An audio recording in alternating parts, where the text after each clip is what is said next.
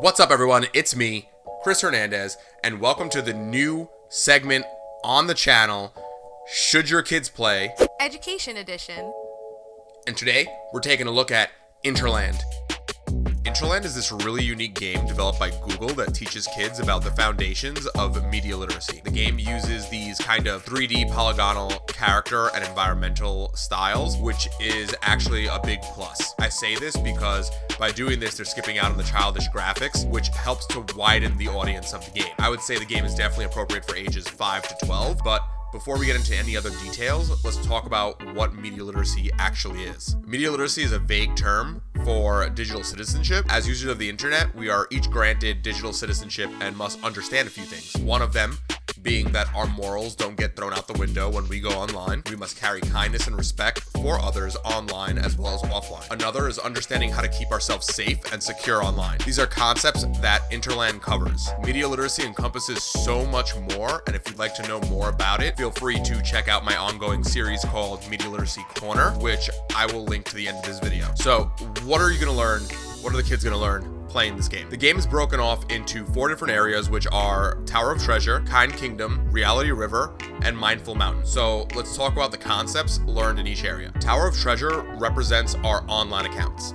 This area helps users identify what needs to be kept secure online, how to keep our personal data safe, and how to create a strong password. This area of the game has players recollect their misplaced personal info like cell numbers, their ID, emails, etc., and store them within Treasure Tower. However, hackers have followed us to the tower, and the player is tasked with creating strong passwords to defend said tower. This is a fundamental concept that needs to be learned. I know some adults that don't actually understand what makes a strong password. Passwords should be at least 8 characters long and contain uppercase and lowercase letters, as well as numbers and special characters. I've actually heard that passwords that have the largest strength are ones that are 64 characters long, but that's a talk for another episode. Next up, we have the Kind Kingdom. This is where kids are taught that they should be helping to spread positivity online.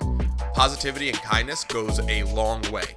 It also teaches the concepts of speaking out against online bullying and hate speech by confronting it and reporting it to the appropriate people. This is a valuable concept that kids should learn, as sometimes with online bullying, we don't know anything is actually happening until it's too late. Reality River is a gray area thinking challenge where kids are tasked with understanding how to examine emails to make sure they are from real people and to never respond to requests for personal information via email. And these are the base to understanding phishing and how to report it, spotting the signs of potential scams, knowing how to tell the difference between what's real and what's fake. Now, what I like about this section is that it actually uses real-world examples, like creating fake accounts to prank friends, fellow gamers trying to scam each other, or even scammers trying to collect personal info from people. Last up is Mindful Mountain. This is actually the hardest segment of the game, and it's puzzle based. This section aims to teach kids how to thoughtfully consider what you share and with who. Pause and keep extra sensitive information to yourself, understanding the power and consequences that come along with sharing. This section really stops to make you think about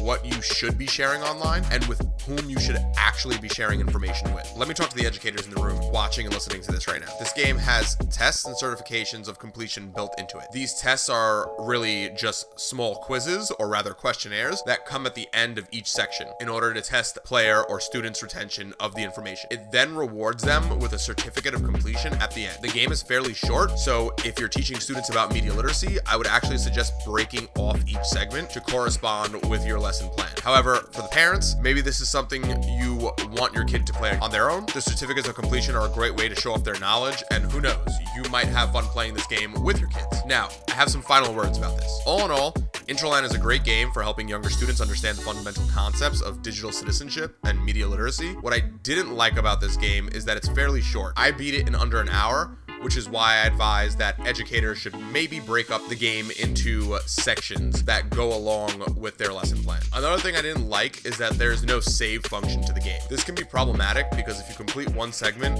and leave, or rather close your browser, it's not going to record your final total score at the end. Last thing that I did not like about it is that in the last segment of Mindful Mountain, it actually talks about things that you shouldn't share with your parents, which for some parents, that that may actually turn you off. There's some information about like planning a party with your friends, and it really depends on who this game is aimed at, because if it's for a younger audience, if Google intended this for a way younger audience, like 5 to 6 to 7, like it kind of is giving off the impression that you're teaching kids to not really tell your parents about activities that you're doing with your friends. And it's like it's kind of a weird thing to portray in a kids game.